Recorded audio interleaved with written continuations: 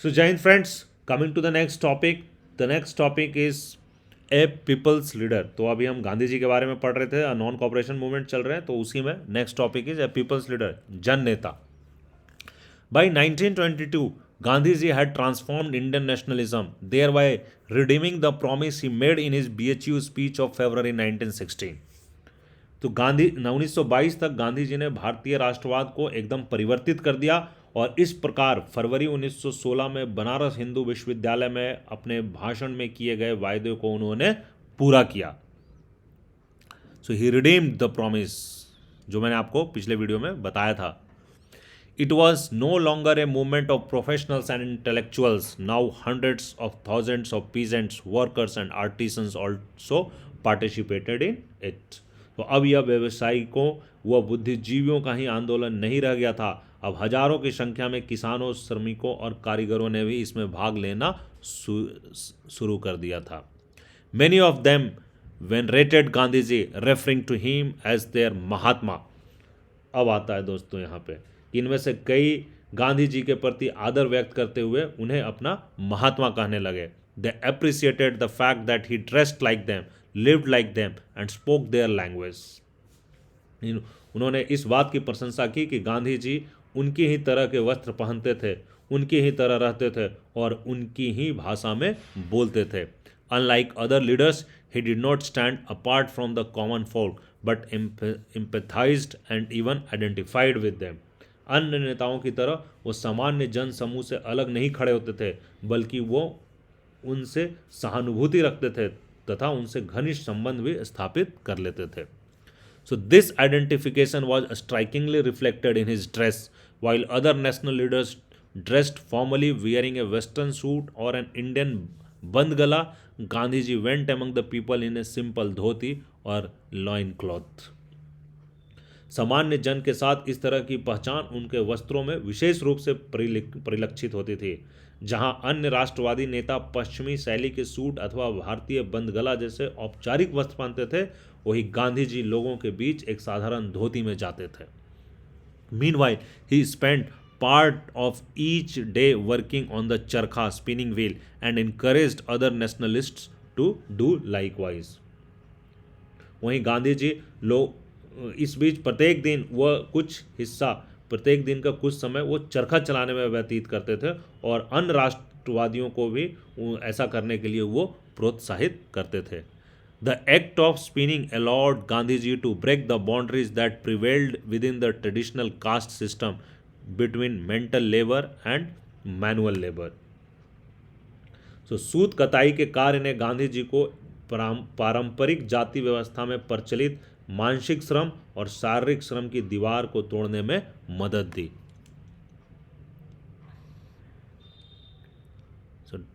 India में traditional caste system था, mental labour and manual labour में. So in a fascinating study the historian Shahid Amin has traced the image of Mahatma Gandhi among the peasants of eastern Uttar Pradesh as conveyed by reports and rumors in the local press. When he traveled through the region in 1921, Gandhi ji was received by adoring crowds everywhere. इतिहासकार शाहिद अमीन ने एक मंत्रमुग्ध करने देने वाले अध्ययन में स्थानीय प्रेस द्वारा ज्ञात रिपोर्टों और अफवाहों के जरिए पूर्वी उत्तर प्रदेश के किसानों के मन में महात्मा गांधी की जो कल्पना थी उसे ढूंढ निकालने की कोशिश की है. फरवरी 1921 में जब वो इस क्षेत्र से गुजर रहे थे तो हर जगह भीड़ में उनका बड़े प्यार से स्वागत किया गया. This is how a Hindi newspaper in Gorakhpur reported the atmosphere during his speeches. तो उनके भाषणों के दौरान कैसा माहौल था, इस पर गोरखपुर के एक हिंदी समाचार पत्र ने एक रिपोर्ट लिखी है और वो उसका एक्सट्रैक्ट है. At Bhatni, Gandhi ji addressed the local public and then train started for Gorakhpur. There were not less than 15,000 to 20,000 people at Nunkhar, Devariya, Gauri Bazar, Chauri Chaura and Khushmi stations. Mahatma ji was very pleased to witness the scene at Khushmi, as despite the fact that the station is in the middle of jungle were not less than 10,000 people here. Some overcame with their love were seen to be crying.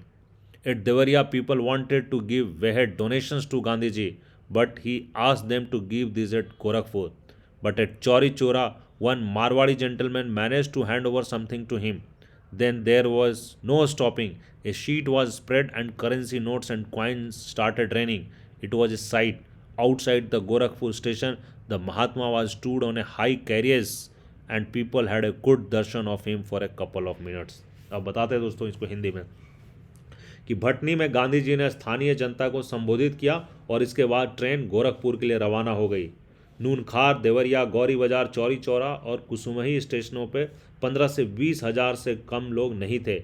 Mahatma ji Kusumhi के दृश्य को देखकर बहुत प्रसन्न हुए, क्योंकि जंगल के बीच स्थित होने के बावजूद उस स्टेशन पे 10,000 से कम लोग नहीं थे। प्रेम में अभिभूत होकर कुछ लोग रोते हुए देखे गए। देवरिया के लोग गांधी जी को भेनी दान देना चाहते थे, किंतु इसे उन्होंने उनसे गोरखपुर में देने को कहा। लेकिन चौरी चौरा में एक मारवाड़ी सज्जन ने किसी तरह उन्हें कुछ दे दिया। इसके बाद यह क्रम रुका ही नहीं। एक चादर फैला दी गई जिस पर रुपयों और सिक्कों की बारिश होने लगी। यह दृश्य था। गोरखपुर स्टेशन के बाहर महात्मा एक ऊंची गाड़ी पर खड़े हो गए और लोगों ने कुछ मिनटों के लिए उनके दर्शन कर लिए। तो इनको एक मसीहा के रूप में बना दिया गया, इनका इस्टेब्लिश कर दी। उस समय तक जनता में इनका वाइड स्प्रेड एक्सेप्टेंस हो गया दोस्तों।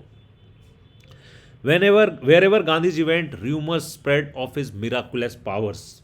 गांधी जी जहाँ भी गए वहाँ उनकी चमत्कारिक शक्तियों की अफवाहें फैल गई। In some places, it was said that he had been sent by the king to redress the grievances of the farmers and that he had the power to overrule all local officials. कुछ स्थानों पर यह कहा गया कि उन्हें राजा द्वारा किसानों के दुख तकलीफों में सुधार के लिए भेजा गया है तथा उनके पास सभी स्थानीय अधिकारियों के निर्देश को अस्वीकृति करने की शक्ति है। In other places, it was claimed that Gandhiji's power was superior to that of the English monarch and that with his arrival, the colonial rulers would flee the district. तो कुछ अन्य स्थानों पर यह दावा किया गया कि गांधी जी की शक्ति अंग्रेज बादशाह से उत्कृष्ट है और यह उनके आने से औपनिवेशिक शासक जिले से भाग जाएंगे। तो ऐसे ऐसे अफवाहें चलने लगी दोस्तों। There were also stories reporting dire consequences for those who opposed him. Rumors spread of how villagers who criticized Gandhiji found their houses mysteriously falling apart or their crops failing. तो इस तरह की अफवाहें फैली कि गांधी जी की आलोचना करने वाले गांव के लोगों के घर रहस्यात्मक रूप से गिर गए अथवा उनकी फसल चौपट हो गई। तो इस तरह के उनके र्यूमर्स भी फैल रहे थे। ऑफ कोर्स वो ज़माना काफ़ी डिफरेंट था। खैर दोस्तों, र्यूमर्स तो आज भी फैल जाते हैं, तो वो तो हम फिर भी 100 साल से ज़्यादा पुराने बातें कर रहे हैं।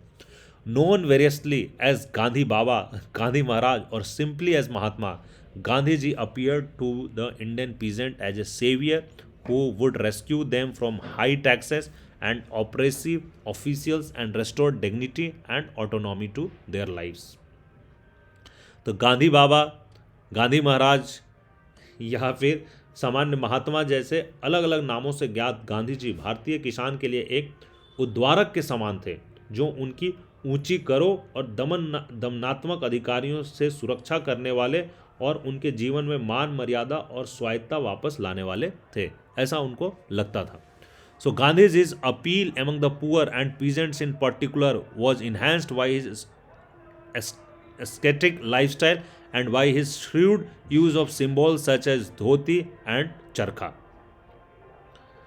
सो गरीबों विशेषकर किसानों के बीच गांधी जी की अपील को उनके सात्विक जीवन शैली और उनके द्वारा धोती तथा चरखा जैसे प्रतीकों के विवेकपूर्ण प्रयोग से बहुत बल मिलता है। Mahatma Gandhi, by a caste a merchant and by profession a lawyer, but his simple lifestyle and love of working with his hands allowed him to empathize more fully with the laboring poor and for them in turn to empathize with him.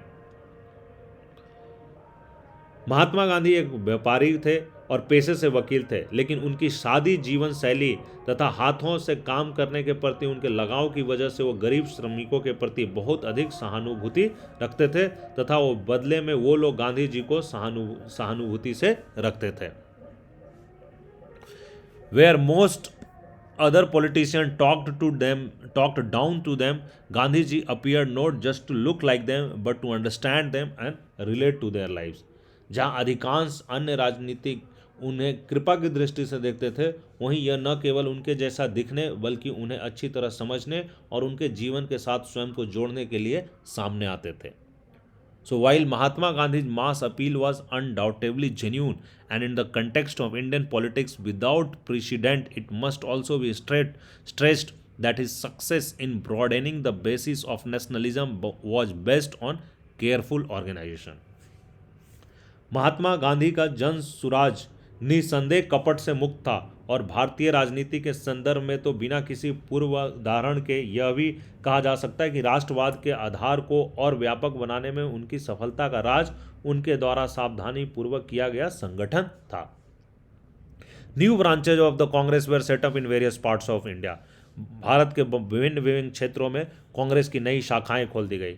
A series of Praja Mandals were established to promote the nationalist creed in the princely states. तो राजवाड़ों में राष्ट्रवादी सिद्धांत को बढ़ावा देने के लिए प्रजा मंडलों की एक श्रृंखला स्थापित की गई. Gandhi ji encouraged the communication of the nationalist message in the mother tongue rather than in the language of the rulers English. है ना. तो गांधी जी ने राष्ट्रवादी संदेश का जो संचार है वो शासकों की अंग्रेजी भाषा की जगह मातृभाषा में करने को प्रोत्साहित किया.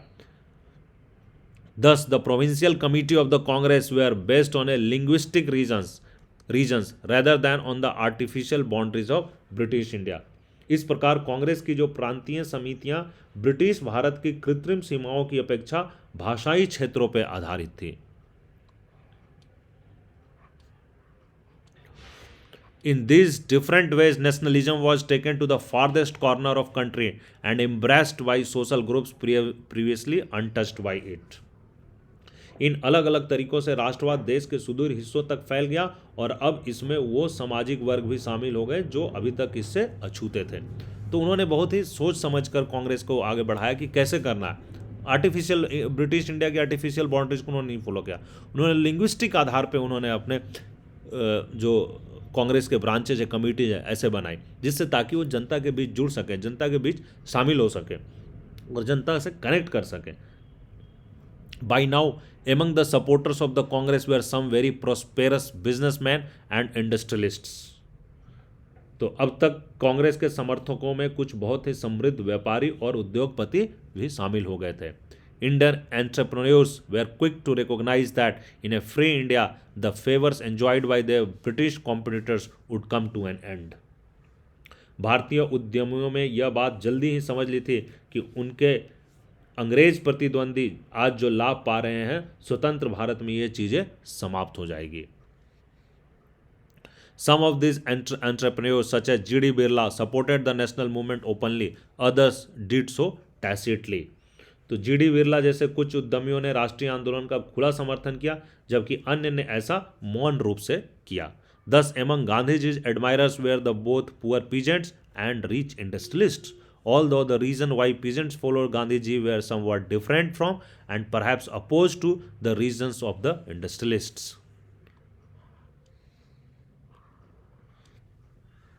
तो इस प्रकार गांधी जी के प्रशंसकों में गरीब किसान और धनी उद्योगपति दोनों ही थे.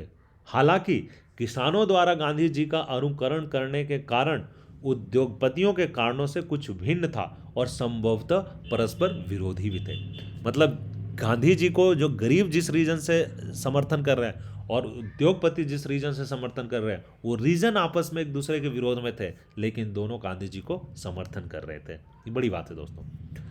While Mahatma Gandhi's own role was vital, the growth of what we might call Gandhian nationalism also depended to a very substantial extent on his followers.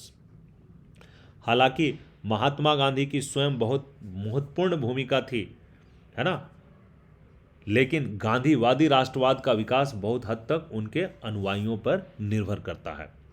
Between 1917 and 1922, a group of highly talented Indians attached themselves to Gandhi ji. 1917 और 1922 के बीच भारतीयों की एक बहुत बड़ी प्रभावशाली वर्ग ने स्वयं को गांधी जी से जोड़ लिया. Highly talented people attached to Gandhi ji. They included Madhav Desai, Vallabh Bhai Patel, JP Kripalani, Subhash Chandra Bose, Abul Kalam Azad, Jawaharlal Nehru, Sarojini Naidu, Govind Vallabh Pant and C Rajagopalachari. दोस्तों देखिए कितने बड़े पढ़े लिखे लोग, Madhav Desai, Vallabh Bhai Patel, JP Kripalani, Subhash Chandra Bose, Abul Kalam Azad, Jawaharlal Nehru, Sarojini Naidu, Govind Vallabh Pant, Rajagopalachari. Notably, these close associates of Gandhiji came from different regions as well as different religious traditions. In turn, they inspired countless other Indians to join the Congress and work for it.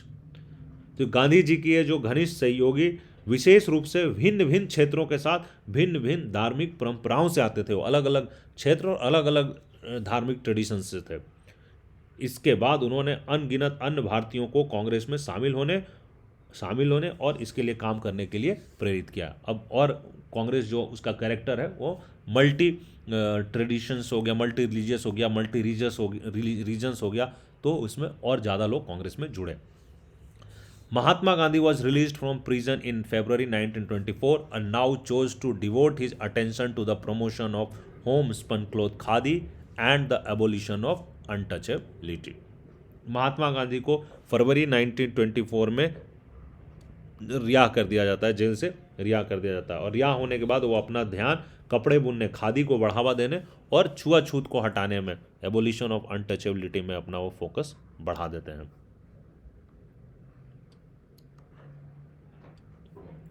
For Gandhiji was as much a social reformer as he was a politician. तो गांधी जी जितना एक राजनीतिक थे उतना ही वो एक समाज सुधारक भी थे। He believed that in order to be worthy of freedom, Indians had to get rid of social evils such as child marriage and untouchability. उनका विश्वास था कि स्वतंत्रता के योग्य बनने के लिए भारतीयों को बाल विवाह और छुआछूत जैसी सामाजिक बुराइयों से मुक्त होना पड़ेगा। Indians of one faith had also to cultivate a genuine tolerance for Indians of another. Hence his emphasis on Hindu-Muslim harmony. उनका सोच था कि एक मत के भारतीयों को दूसरे मत के भारतीयों के लिए सच्चा संयम लाना होगा, और इस प्रकार उन्होंने हिंदू मुसलमानों के बीच सौहार्द पर बल दिया। Meanwhile, on the economic front, Indians had to learn to be self-reliant. Hence, his stress on the significance of wearing khadi rather than meal-made cloth imported from overseas. और इसी तरह आर्थिक स्तर पर भारतीयों को स्वावलंबी बनना सीखना होगा। ऐसा करके उन्होंने समुद्र पार से आयातित मिल में बने वस्त्रों के स्थान पर, जो अंग्रेज सरकार के इम्पोर्टेड जो वस्त्र थे उसके स्थान पर खादी पहनने की जो इम्पोर्टेंस थी, महत्ता थी, उस पर जोर डालते हैं। सो ही अंडरस्टूड कि इंडिया को सेल्फ रिलायंट होना भी, आत्मनिर्भर होना भी बहुत ज़रूरी है। सो ये गांधी जी का ये पहलू था दोस्तों। यहाँ पे इस वीडियो को मैं स्टॉप करूँगा।